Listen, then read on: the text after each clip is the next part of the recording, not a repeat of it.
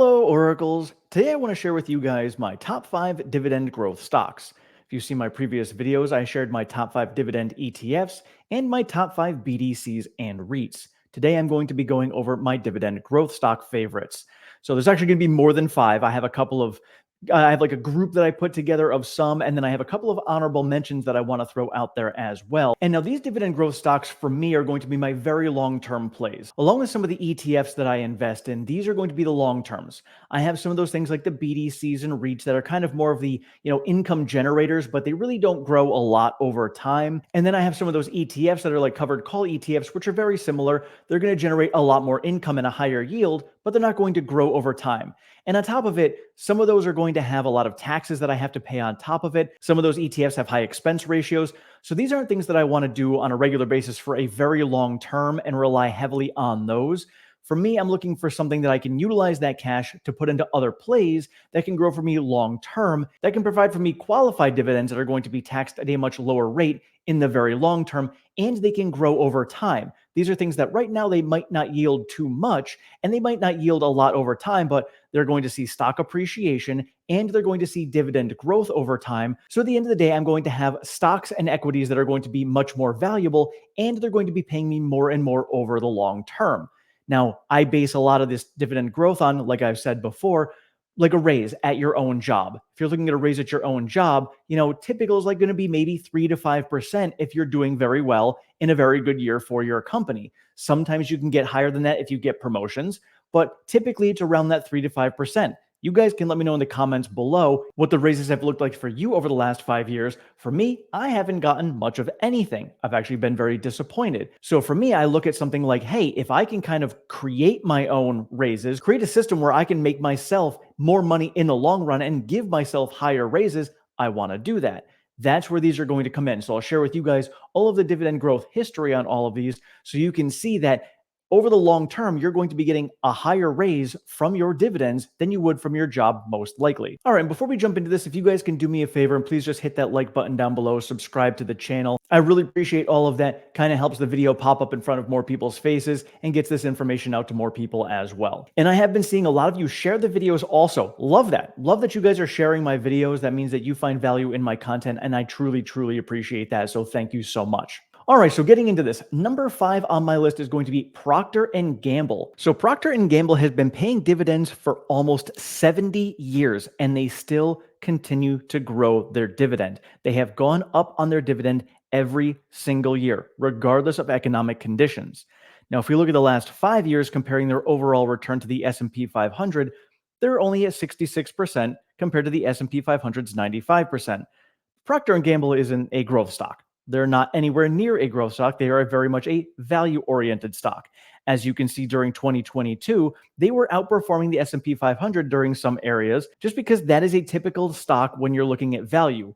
That's a play that a lot of people go into during recessions because it's going to outperform and have less downside during markets like that, because Procter & Gamble provides a lot of products that people need rather than what people want. So regardless of economic conditions, they're going to need a lot of the products that they sell. This is why Procter & Gamble holds up very well in those down markets. But obviously, as we can see in a bull market, it is going to underperform. But that's not why I have purchased this stock. This stock for me is not something that I'm looking at to outperform the S&P 500. This is something I'm looking at to mitigate downside risk and to provide that income and that growth over the long term. And speaking of that growth, Procter & Gamble still went up on their dividend by 7.4% this year. Again, comparing that to a typical raise of 3 to 5%, that is now exceeding that typical raise that you would get at your 9 to 5 job. And here we are going up by 7.4%. And if we look at their dividend history all the way back to 1990, you can see continues to go up regardless of economic conditions. 2007 to 2008, still going up, despite the fact that we were in a great financial crisis.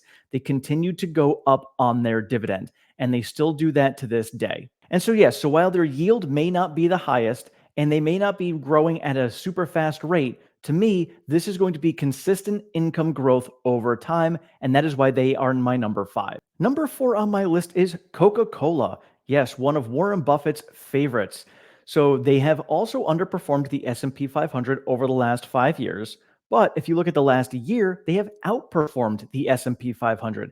And let's not forget that over the last year, the S&P 500 has been on a tear. So having Coca-Cola outperform the S&P 500 over the last year is just absurd considering they are a dividend king. Dividend kings are any companies that have increased their dividends for over 50 consecutive years. This is what Coca-Cola has done. They are very much a value stock, of course, because that's what Warren Buffett would buy into, and outperforming the S&P 500 over the last year is just kind of absurd. And then we look at their dividend growth history. This past year, they went up by 6.5% on their dividend. So again, still outpacing a typical 9 to 5 job raise with their dividend increases. And when we go back with them as well, all the way to 1990, you can see the same exact trend as Procter and Gamble had. And you go to 2007 and 2008, still going up on their dividends regardless of economic conditions. Again, this is another company that's going to mitigate downside risk during downturns in the market. And number 3 on my list is United Health Group. So United Health Group has been on fire over the last 5 years, outperforming the S&P 500 159% to 95%. This is absolutely ridiculous. Now, they have been underperforming over the last year, only up 5%. However, what I am looking at is this long term when it comes to healthcare isn't going anywhere. The healthcare industry has been booming. So United Healthcare is not going anywhere. So the downturn that they just had, and they just dipped significantly on their last earnings, stating that they're going to be seeing lower growth next year, to me looks like a buying opportunity. I don't know if I'd be at a point where I'm going to be dumping all of my money in. I have bought in around the $480 mark, so I'm still way up on United Health Group. But for me, what I'm looking at is long term, it is still going to go back up. Probably just cooling off a little bit. But honestly, when you look at things, do you think people are going to be truly taking care of their health better than they did before? I think some will, but I think the masses are really still not going to be doing that. This is going to be in it for the long haul. And when I'm looking at their dividend history, they just increased their dividend 11.7% this year. That is massive. 11 anything over 10% is a huge, huge increase. So 11.7% on top of the equity appreciation that they have. You look at the long term here, look at the dividend growth on this company. Now, they started paying dividends in 2010, and they just kept on going up massive, massive steps up, up, up on this company. And looking at the revenue that they're generating, they generated $100 billion in revenue, beating their estimates by $1.5 billion. So they have plenty of money coming in to be paying out these dividends. Number 2 on my list is JP Morgan. JP Morgan, as we know, is the financial institution, the big bank, top dog out there, and over the last 5 years they have outperformed the S&P 500 with a 100 and almost 16% increase total return versus the S&P 500 at 95%. So again, being the biggest bank that they are, it's also questionable. Obviously, I am anticipating a potential recession and downturn. Banks typically do not do all that well during that time frame. This is the reason why I sold out of Bank of America. But if I'm going to be bought into any one of the banks that are out there, it's going to be the number one bank. You're going to see my number one is another way that I play the financials. But JP Morgan for me has been tried and true. And we know that Jamie Dimon, as their CEO, is much more on the conservative side. And I don't want to say bearish, but it has a very similar outlook to what I have, which is a concerning, you know what, I want to make sure I protect myself on the downside. So if I'm going to be investing in a bank, I want to be investing in a bank that is going to be concerned with downside risk and making sure that their money is protected. And that's going to help mitigate any of the downside risk in that market. And in turn, they would be able to capitalize on a downturned market and come out stronger on the other side. And now JP Morgan this year actually went up on their dividends twice. They went up once in April and they just went up again in October. So 2 different increases this year. That means that over the last year, they have gone up on their dividends over 20%. 20% increase on their dividends paid out over the last year. And now when you look at them, they do have that huge dividend cut. So again, like I said, with a financial institution, they are very susceptible to recessions, downturns in the economy, because that's what their business is, money. So if there's massive money issues in the market, they are going to take a big hit.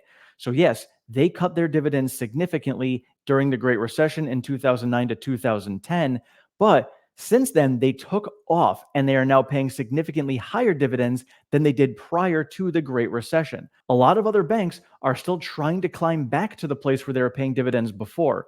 Not JP Morgan. they're paying significantly more and increasing significantly higher and faster than ever before as well. And so this is why to me it puts them at my number 2 spot, because even if we do get into a recession next year, even if they do have to cut their dividends, it's not going to be as drastic as we saw back here, although I could be entirely wrong with that and just this is all guesswork. But even if they do, I'm confident that they're going to be able to figure it out and protect this, and they're going to be able to come out of it even stronger on the other side. All right, and now on to my number 1, and it's actually 3 of them at the top, and they are all the credit card companies, credit card processing companies, American Express, Visa, and MasterCard. These 3 have been stellar over the last 10 years, and I don't see any reason why they will not continue with this.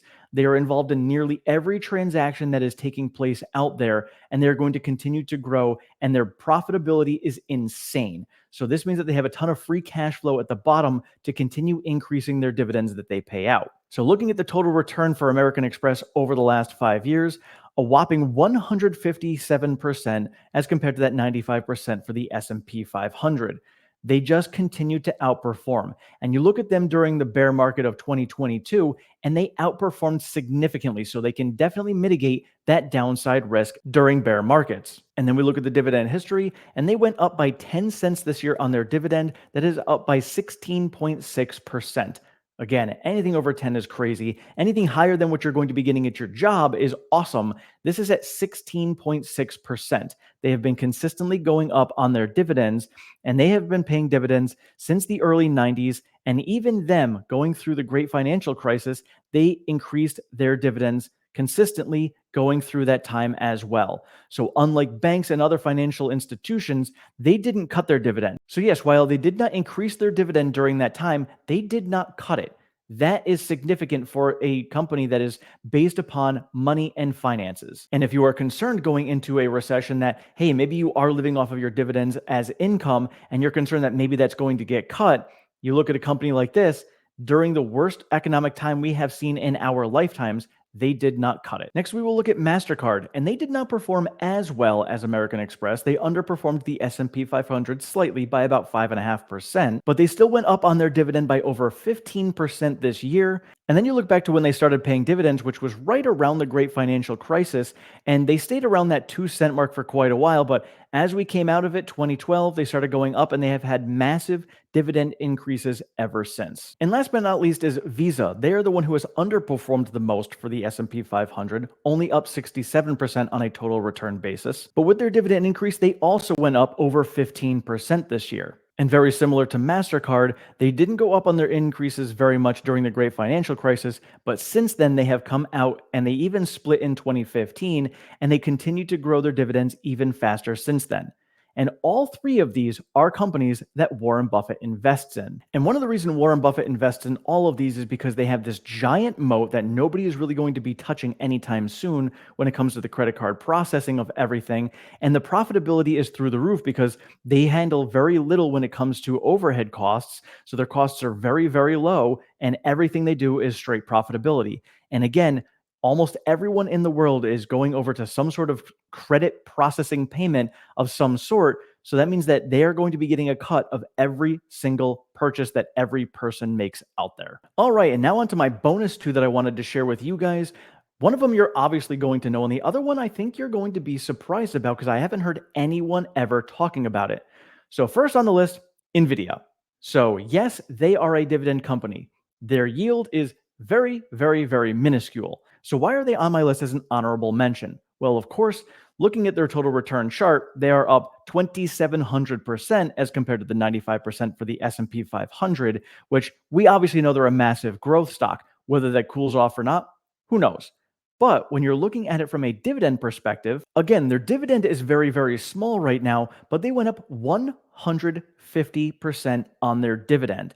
And because they pay such a small yield, and because they have so much cash flow coming in right now, this allows them to increase those dividends that much every single year. So yeah, right now does not pay very much whatsoever.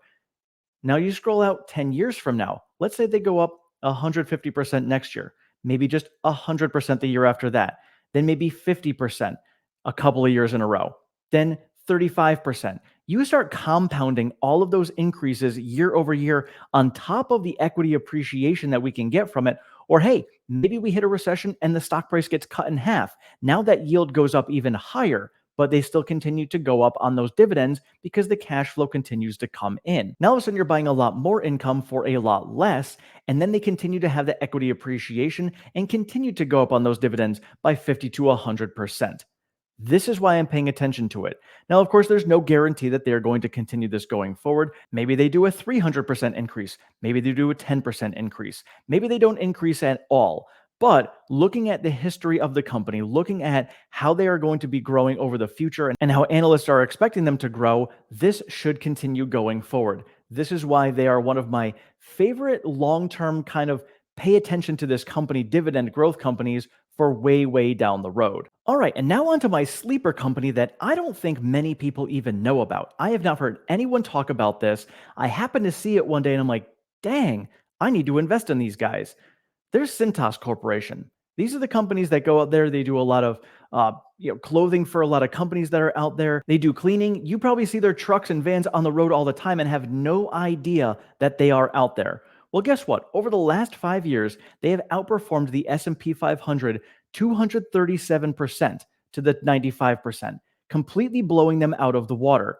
How did they perform during 2022? Well, look, they outperformed the S&P 500 and actually kept on moving up over that time frame. So they are like a value company mitigating that downside risk. And now let's take a look at their dividend. They went up on their dividend 14.7% this year, and they did a 4-for-1 split. So looking at this company and how they've been performing, since 2021 with their dividend, this has been increasing quite nicely, growing extremely well. So I'm looking at this company, and again, you guys can let me know if you own this one in your portfolio. I don't hear anyone else on YouTube, anyone anywhere talking about this. This is one of my favorite companies that I have purchased in the last year. And when you look at their dividend history, it looks like they have gone from an annual dividend payout, which as you can see has paid out quite regularly and increasing ever since the early 90s. And then they decided in 2020 that they were going to make it into a quarterly payout dividend and have continued to go up from there. So it's not like they did a dividend cut here at all. They just split this annual payment out into quarterly payouts instead. And that is still increased over what they had been paying out before. So this dividend increase does continue. And so for me, I could have easily put Cintas as my number one out there because that's amazing, just the growth on them. But to me, it's not as solid as a company like those credit card processing companies or some of the others that are in there. But definitely pay attention to Cintas and take a look at it yourself and do your own due diligence and research on that and all the companies that are in here to see if they're right for your portfolio. None of this is financial advice. I'm just sharing with you guys what is in my portfolio and what my top favorites are. But that's what I've got for you guys. Let me know if you own any of those in your portfolio yourself. Let me know what your top 5 are in the comments because I'd be interested because I always love looking out there and seeing what other companies are out there. Maybe there's something I haven't seen before. There's so many choices that are out there right now. I like to keep my portfolio diversified, but I'm also looking for better opportunities that are out there. So go ahead and share that in the comments below. Don't forget to hit that like button, subscribe to the channel. Thank you guys so much for watching. I appreciate all of your support. Have a great one.